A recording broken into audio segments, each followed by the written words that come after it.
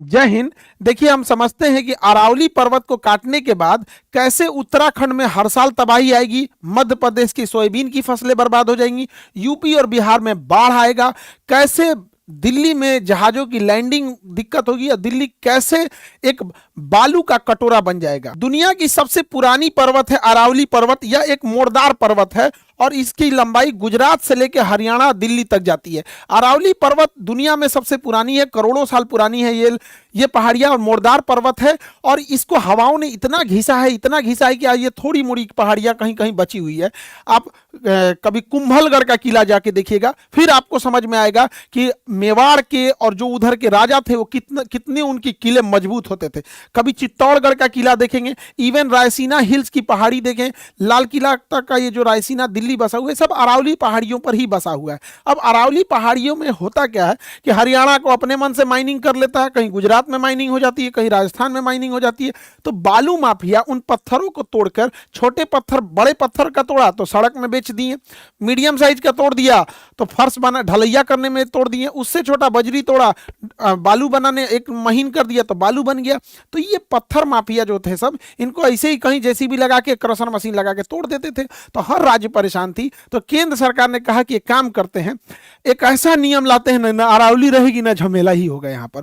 तो एक नया नियम लाया गया और कहा गया कि जिन अरावली पहाड़ियों की ऊंचाई 100 मीटर से कम है, जिन पहाड़ियों की ऊंचाई 100 मीटर से कम है, उन्हें हम अरावली मानेंगे ही नहीं। इस हिसाब से 93% अरावली पहाड़ियां की ऊंचाई 100 मीटर से कम है। अब पहले ये नियम लाया जाएगा कि हम इन्हें अरावली मानेंगे नहीं, 2-3 साल बाद एक नियम आ जाएगा कि हम अरावली को संरक्षण करेंगे, अरावली कोई नहीं काट सकता है। उसके बाद माइनिंग चालू होगी। तो क्या भैया, तो हम अरावली थोड़े काट रहे हैं, 100 मीटर से नीचे को तो आपने 2 साल पहले ही कहा था, अरावली नहीं मान रहे। तो एक बड़ा होलिस्टिक अप्रोच है अरावली को उड़ाने का यहाँ पर।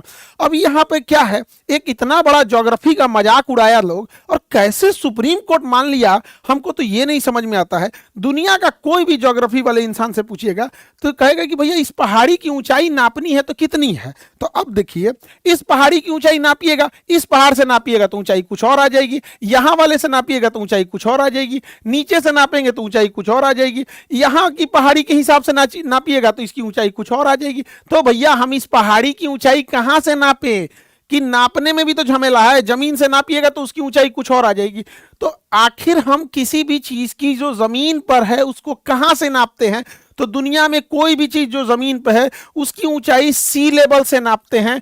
वो भी क्यों सी लेवल से नापते हैं? क्योंकि दुनिया का सारा समुद्र आपस में जुड़ा हुआ है, और जब पानी के दो अलग अलग तालाब या सोर्स को जोड़ देते हैं तो सबका लेवल बराबर हो जाता है। इसलिए आपको कोई भी ऊंचाई नापनी है तो इस सी लेवल से नापना है। अब इस पर्वत की चोटी नापना है तो इसी सी लेवल से नापिए, इसकी नापना है तो इसी सी लेवल से नापना पड़ेगा। दुनिया की किसी भी चीज की पहाड़ी की ऊंचाई नापनी है तो सी लेवल से नापना पड़ेगा। अरावली का जो तलहटी है वो ही 250 मीटर की ऊंचाई पे है। ये जो अरावली है ना, इसका जो पेंदी है ये खुद ही 250 मीटर की ऊंचाई पे है। तो इन्होंने कहा है कि ना ना, भूगोल गया भाड़ में, खान सर पढ़ाए अपना समझे अपन विद्यार्थी सबको, सुप्रीम कोर्ट ये सब नहीं मानता है। सुप्रीम कोर्ट का कहना है कि हम ये पेंदिए में से नापेंगे। कितना? तो 100 मीटर। अब जरा कल्पना कीजिए इस नियम का कितना खतरनाक दुरुपयोग होगा। मान के चलिए कि ये ऊंचाई जो है, इस पर्वत की ऊंचाई 105 मीटर है, 105 मीटर है। लेकिन खनन माफियों को लग गया कि इसके अंदर मार्बल छुपा है, संगमरमर छुपा है, इसको काट देते हैं। तो क्या करेंगे सब पता है कि भैया सुप्रीम कोर्ट ने तो मान लिया है कि इसकी ऊंचाई जमीन से नापनी है, 100 मीटर है, 105 मीटर है, तो इसे हम काट नहीं सकते हैं। एक काम करो, 50 ट्रक यहां पे बालू गिरा दो, 50 ट्रक बालू गिरा दो। अब नापो इसकी लंबाई, अब नापिएगा तो ये आ जाएगा 98 मीटर। लो, अब अरावली है ये नहीं है, तो नीचे मट्टी भरो अरावली उड़ाओ, नीचे मट्टी भरो अरावली उड़ाओ। ये कैसे सुप्रीम कोर्ट मान लिया, और सरकार कैसे ये बात मान ली कि ज्योग्राफी का आदमी मुंह ताकते रह गया टुकुर टुकुर, कि पूरी दुनिया में हम लोग पढ़ाए सुबह से शाम तक कि समुद्र तल से लंबाई नापी जाती है। सुप्रीम कोर्ट हम लोग का लड़का हम लोग से सवाल पूछ रहा है, सब विद्यार्थी सब, ये सर आप पढ़ाए थे कि दुनिया में किसी भी चीज जो नेचुरल चीज है उसकी ऊंचाई नापने के लिए हम लोग सी लेवल करते हैं। सुप्रीम कोर्ट को पता नहीं क्या हो गया। अच्छा, ये लोग करते क्यों हैं? जैसे यहां से इस पहाड़ को काटनी है तो सी लेवल से, इस समुद्र तल से इस पहाड़ की ऊंचाई 250 मीटर से ज्यादा है। लेकिन नीचे से देखिएगा तो आपको लगेगा कि भैया ये तो 80 मीटर के आसपास है। तो इन्होंने क्या किया, कहा कि समुद्र तल से नहीं नापेंगे, यहां से नापेंगे। अब इसको क्या करेंगे ये लोग, पहले तोड़ेंगे लोग, उसके बाद इस क्रशर मशीन में डालेंगे, बड़ा पत्थर बनाएंगे, बड़ा बड़ा, तो सड़क के नीचे बेचेंगे सड़क बनाने के लिए, और छोटा तोड़ेंगे तो घर की ढलैया में, और क्रश कर देंगे तो बालू हो जाएगा। तो पहले इतना बड़ा तोड़ो, फिर तोड़ा करो, ऐसे ऐसे करो। अब इनको पहाड़ मिलता कितना है, ऐसे ही तोड़ लो पूरा पहाड़। आप गिट्टी खरीदने जाइए, बालू खरीदने जाइए, बजरी खरीदने जाइए, आपको कितना महंगा मिलता है। एक इंसान मिडिल क्लास पूरी जिंदगी कमाता है ना, तो घर बनवा पाता है, बेटी की शादी कर पाता है, बच्चों की पढ़ाई लिखाई कर पाता है। मुश्किल से वो गाड़ी खरीद लिया तो ठीक है, वो भी बढ़िया, बीमार पड़ा तो मिडिल क्लास की पूरी जिंदगी खत्म हो जाती है। और ये लोग पहाड़ काट के अमीर हो जाते हैं, और ये बड़ी बड़ी बिल्डिंगें बनती हैं। कभी सोचे इन बिल्डिंगों का पत्थर कहाँ से आया, यहीं सबसे आता है। दिल्ली में कौन सा यमुना नदी से बालू निकलता है, वही अरावली काट के निकाल के बालू बना दो, उसी से ढलैया कर दो, और बड़ी बड़ी बिल्डिंगें बन जाती है। अरावली जिस दिन कट गया, जिस दिन ये अरावली पूरा कट जाएगा, आप कभी सोचिए, अरावली पर्वत जो ऐसे है, तो मानसून जब समुद्र से आता है तो मानसून को ये अरावली स्पीड ब्रेक का काम करती है, उसका स्पीड धीमा कर देती है। और ये मानसून उत्तराखंड में बड़ा धीमा जाके टकराता है, धीमी गति से। और अगर ये अरावली नहीं रहेगा, 2013 में यहां से आने वाली मानसून बहुत ज्यादा हाइट पे ऊपर निकली थी, जिस वजह से अरावली नहीं रोक पाई थी, तो उत्तराखंड में तबाही आ गया था, पूरा तहस नहस हो गया था, मानसून अचानक पहुंच गया था। और उत्तराखंड के आदमी शांति से बैठे, भाई दह जाओगे लोग यहाँ पे, बात समझिए, अरावली नहीं रहेगी तो कोई रोकने वाला नहीं है। 2013 के भूकंप में इतने लोग मरे थे, ये तो मंदिर बच गया, वो भी देखिए किस देवता का मंदिर था। हमको लगता है देवता का भी प्रभाव पड़ता है, कोई कम शक्तिशाली रहता तो नहीं हो बच पाता, इतना विशाल वहां था। तो महादेव का मंदिर है, कौन तोड़ सकता है। तो इस वजह से उतनी विशाल तबाही को भी रोक लिया। अब अरावली अगर हटा देंगे तो हर साल उत्तराखंड में तबाही आएगी। और इतना ही नहीं, सोच रहा हम यूपी बिहार वाले बाढ़ में डूब जाएंगे, कहेंगे कैसे। तो देखिए, अगर ये अरावली यहाँ है तो ये अरावली क्या करती है, यहाँ से जो बालू होता है वो उड़ के जाता है, तो मध्य प्रदेश में नहीं पहुंच पाता है और इधर नहीं पहुंच पाता है। जब हम यहाँ पे अरावली को काट देंगे तो यहाँ से जो बालू उड़ेगा वो इन हिमालय पर्वत पे जाएगा। भारत के ऊपर ये पूरा का पूरा हिमालय पर्वत है, और यहीं से गंगा यमुना नदियां निकलती हैं, घाघरा नदी निकलती है, सारी नदियां निकलती हैं जो आगे यूपी बिहार में जाती हैं। अब इनके ऊपर क्या है, फ्रेश बर्फ जमा होता है। जब सूरज की रोशनी पड़ती है तो इन पे बर्फ जो होता है उसे शीशा की तरह उस रोशनी को चमका के उड़ा देता है, जिस वजह से बर्फ नहीं पिघल पाती है। लेकिन जब हम अरावली काट देंगे तो ये पूरा का पूरा बालू आके इसके ऊपर जमा हो जाएगा। बालू की खराबी क्या होती है, ऊष्मा सोख लेता है, इसलिए भूजा भूनने के टाइम ना बालू का यूज करते हैं, फट से गर्म हो जाएगा। तो जब इसके ऊपर बालू की एक लेयर जम जाएगी तो ये सूरज की रोशनी को चमका के परावर्तित रिफ्लेक्ट नहीं करेगा बल्कि सोख लेगा।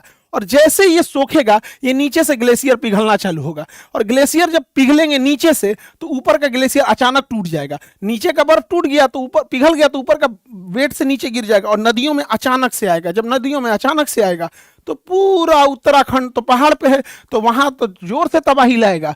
यूपी पार करते हुए पूरा बिहार आ जाएगा यहाँ पर, और ऐसे जलमग्न हो जाएगा यहाँ पूरा का पूरा। इतना भीषण प्रभाव पड़ेगा। दिल्ली वाले लोग यहाँ से जो अरावली आती है तो इन अरावली के ऊपर घने जंगल है, और दिल्ली का 20% ऑक्सीजन सप्लाई अकेले अरावली करती है। अरावली पहाड़ी जो है वहां से धूल को दिल्ली पहुंचने से रोकती है। अगर अरावली काट दिए तो यहां से सीधे धूल दिल्ली पहुंचेगी। ये धूल दिल्ली पहुंचने के कारण बालू दिल्ली में पहुंच जाएगा, और दिल्ली में बालू बहुत जगह रेत रेत हो जाएगा, जिस वजह से वहां पार्क पे रेत देखने को मिलेगा, सड़कों के किनारे रेत देखने को मिलेगा। और ये रेत की खराबी, बहुत जल्दी ठंडे हो जाते हैं, तो दिल्ली में ठंडी के दिन में टेम्परेचर एकदम नीचे गिर जाएगा।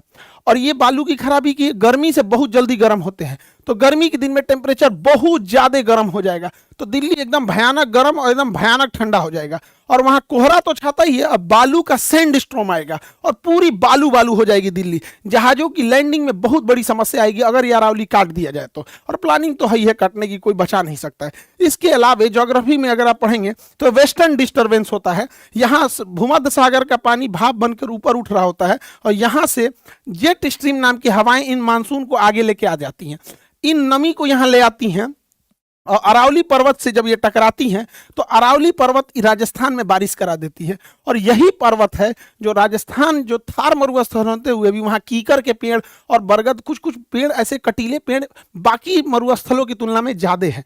और जिस दिन हम ये अरावली पर्वत ही हटा देंगे यहाँ से, ये मानसूनी हवाएं मध्य प्रदेश में प्रवेश कर जाएंगी और विंध्याचल और सतपुड़ा से टकराएंगी। जब ये हवाएं मध्य प्रदेश में टकराएंगी, यहाँ से अरावली को पार करके, जब अरावली नहीं रहेगा तो मध्य प्रदेश में घुस जाएंगी। तो एक तो मध्य प्रदेश में ये अरावली है, इन बालू को रोकता है। जब इनको हटा देंगे ये पहाड़ को, तो एक तो बालू भी आ जाएगा और मध्य प्रदेश में ठंड के दिन में बारिश आएगी, क्योंकि वेस्टर्न डिस्टर्बेंस जिसे जेट स्ट्रीम लाती है ठंड के दिन में, और ठंड के दिन में लाएगा तो मध्य प्रदेश में जो फसल होती है, गेहूं हो गया, सोयाबीन हो गया, ये सब चीज़ों की जो फसलें होंगी वो धीरे धीरे पूरा फूड साइकिल बर्बाद हो जाएगा। और जो सोयाबीन प्रदेश बोला जाता था और गेहूं के उत्पादन के लिए, ये सब बर्बाद होंगे अरावली कटने की वजह से। इसलिए अभी भी वक्त है, हम सबको अरावली के लिए लड़ना है। सारा स्टेट प्रभावित है। आखिर ये 100 मीटर की ऊंचाई सुप्रीम कोर्ट से हम कहते हैं आप समुद्र तल से मापिए ना, पूरी ज्योग्राफी में जो पढ़ाया जाता है। अब सुप्रीम कोर्ट के जज में कोई ना कोई तो ज्योग्राफी पढ़ा ही होगा। अब पता नहीं लॉ में ज्योग्राफी, ग्रेजुएशन मैट्रिक इंटर तक ज्योग्राफी पढ़े ही होंगे आप लोग, तो वहां तो पढ़िए। आप ये 100 मीटर ही लीजिए, लेकिन ये 100 मीटर समुद्र लेवल से लीजिए। ये बस ये कहना है यहाँ पे। अरावली पे ये प्रस्ताव था, क्या प्रस्ताव था कि गुजरात से लेके और पूरा पानीपत तक 1500 किलोमीटर की लंबाई में 5 किलोमीटर चौड़ाई तक, ये 5 किलोमीटर चौड़ाई तक जंगल लगाने थे। इसलिए तो मरुस्थल को रोकने के लिए, मरुस्थल को रोकने के लिए अजब हाल है। ये लोग पेड़, अरावली काट के पेड़ लगाएगा लोग, पेड़ अरावली काटेंगे ना तो बुर्ज खलीफा जैसा 1 लाख बिल्डिंग खड़ा करना पड़ेगा, तब वो बालू नहीं रुकने वाला है। ये पेड़ रोकेगा, अरावली काट के पेड़ लगाएंगे लोग यहाँ पे। कितना किलोमीटर? तो 5 किलोमीटर। सड़क के किनारे पेड़ नहीं लग रहा है तो पेड़ लगाएंगे लोग, ये लोग अरावली काट के। वाह यहाँ। और इतना ही नहीं, ये जो अरावली है यहाँ पर इस एरिया में बहुत सारे माइग्रेटरी बर्ड आते हैं सब, जैसे साइबेरिया से सारस आ जाते हैं सब घाना या केवलादेव में। और ये अरावली पर्वत जो है, ये पर्वत ना होके पूरा जंगल का एरिया अरावली, बहुत ज्यादा घने और विशाल जंगल हैं, उसमें अलग अलग जीव जंतु रहते हैं। ये सब बेचारे विलुप्त हो जाएंगे। शहर में आएंगे लोग इन्हें मार देंगे, रह नहीं पाएंगे शहर में, प्रदूषण से मरेंगे, एक्सीडेंट होगा, किसी के घर में घुसेंगे, अगर ज़्यादा खतरनाक जानवर है तो पब्लिक को भी मारेगा।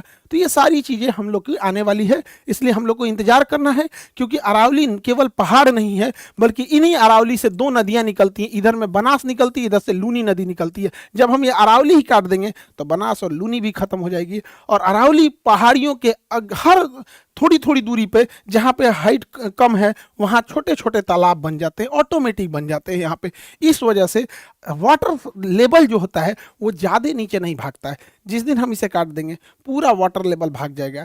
सुप्रीम कोर्ट ज्योग्राफी को देखिए और उसी हिसाब से नियम बनाइए। और इतना ही नहीं, अरावली के देखते रह गए हम लोग। इधर मध्य प्रदेश का सिंगरौली में 6 लाख पेड़ काट दिया गया, 6 लाख पेड़ काटा गया सिंगरौली में। काहे? तो इसको पेड़ को काट देना है भाई। कहाँ गए सुप्रीम कोर्ट? जब मध्य प्रदेश में अटल सेतु बन रहा था तो 5 गुना पेड़ लगवाए थे। यहां भी तो कोयला के लिए काटा जा रहा है, 6 लाख पेड़ काटे जा रहे हैं। बिल्कुल आप कोयला निकालिए, लेकिन 6 लाख के बदले आप 5 गुना पेड़ लगवाइए। और जब वो पेड़ लगाएंगे तब तक किसी को कोयला खनन का अधिकार नहीं देना चाहिए। कंपनियां आएंगी, कोयला खनन करेंगी, बिजली बनाएंगी, सिंगरौली पूरा धुएं की चादर से लेट जाएगा। वो बिजली बना के अपने कमा के चली जाएंगी, यहाँ आके धनाढ़ हो जाएंगे। कुछ लोग कहेंगे कि उद्योगपतियों को फायदा होना चाहिए। ये सोच रहा उद्योगपति कब लंदन बस जाता है तो पता नहीं चलता है। आज हम लोग उद्योगपति बोलते हैं ना कि देश के लिए अच्छा है, बिल्कुल देश के लिए उद्योगपति अच्छा है, लेकिन इस बात का कौन गारंटी वो लंदन जाके नहीं बसेगा? यहाँ तनी से कमाता अमेरिका जाके बस गया। जिंदगी भर हम लोग इसलिए उद्योगपतियों को अपना जंगल दिए, अपना पेड़ दिए, अपना कोयला दिए, अपना जमीन दिए कि उद्योगपति हैं, देश के लिए अच्छा है, देश से छोड़ के भाग जाता है सब। किसी भी उद्योगपति को कब निकल जाएगा पता ही नहीं चलेगा। एनटीपीसी के लिए दे दिया गया। सोनम वांगचुक यही ना कह रहे थे लद्दाख में भी खनन ना हो, इसलिए शेड्यूल 6 जारी कर दीजिए। अगर शेड्यूल 6 अगर कहीं लागू हो जाता है तो जब तक वहां के लोकल लोग नहीं बोलेंगे आप खनन नहीं कर सकते हैं। तो अभी तो ये अरावली और ये सिंगरौली बहुत छोटी चीज है। जिस दिन लद्दाख कटेगा उस दिन देखिएगा सबसे ज्यादा मिनरल्स रिच लद्दाख में, सब काट कूट के खत्म कर दिया जाएगा। अभी सुप्रीम कोर्ट और गवर्नमेंट का कहना है कि हमने कोई ऑर्डर पास नहीं किया अरावली को काटने के लिए, हम लिख के देते आगे टाइम पास हो गए यहाँ पे। अरे अभी ना नहीं दिए हैं, फिर दे देंगे यहाँ पे अरावली को। जब आपने एक्सेप्ट कर लिया ज्योग्राफी को उलाट पलाट के, तो आपको ऑर्डर देने में क्या जाता है? फिर यहाँ खनन होगा। अब तक सुप्रीम कोर्ट खुद से पूछे, भाई सुप्रीम कोर्ट को पता है कि नहीं है? अब सुप्रीम कोर्ट हमारे ही कहने पे आप मध्य प्रदेश राजस्थान हाई कोर्ट से देखिएगा 27,000 27,000 अवैध पहाड़ों का खनन हुआ है, अवैध खनन हुआ है 27,000। और जुर्माना जानते हैं कितना लगा है? 244 करोड़। माननीय सुप्रीम कोर्ट, आप पता करा लीजिएगा अपने राजस्थान जयपुर हाई कोर्ट से, यहाँ पे पता ही होगा, पता नहीं गवर्नमेंट को पता है कि नहीं, यहाँ पता करा लेंगे यहाँ पे। और एफआईआर भी होती है।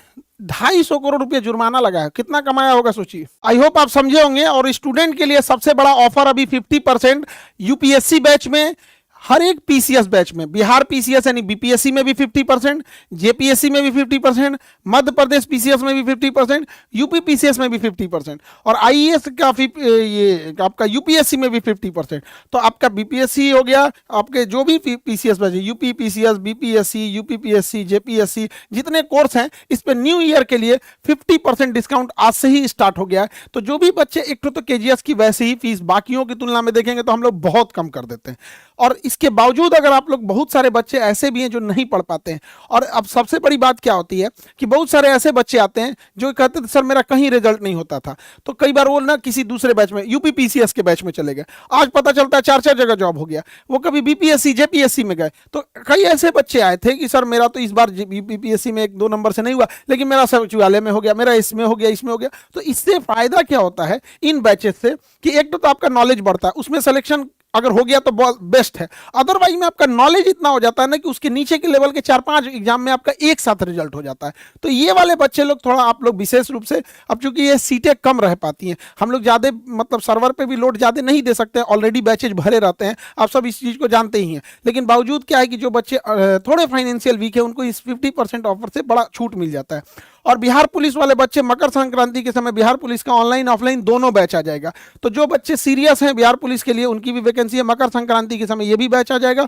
और रेलवे का ऑनलाइन ऑफलाइन ये भी बैच आएगा। ऑफलाइन में एक सुविधा ये है कि अब आप लोग कोई भी ट्रेड को सामने से पढ़ सकते हैं। तो एक बार थ्योरी का क्लास कीजिए, फिर लैब रूम में जाके प्रैक्टिकल क्लास कीजिए। तो अभी ये सारे बैचेज हैं। तो आई होप आप इस ऑफर का, जो भी बच्चे हैं वो 50% आप इसका जो ऑफर है इसमें अच्छे से आप लोग अपना सदुपयोग करेंगे और अपने जो सपना है जॉब लेने का उसे जरूर पूरा करेंगे।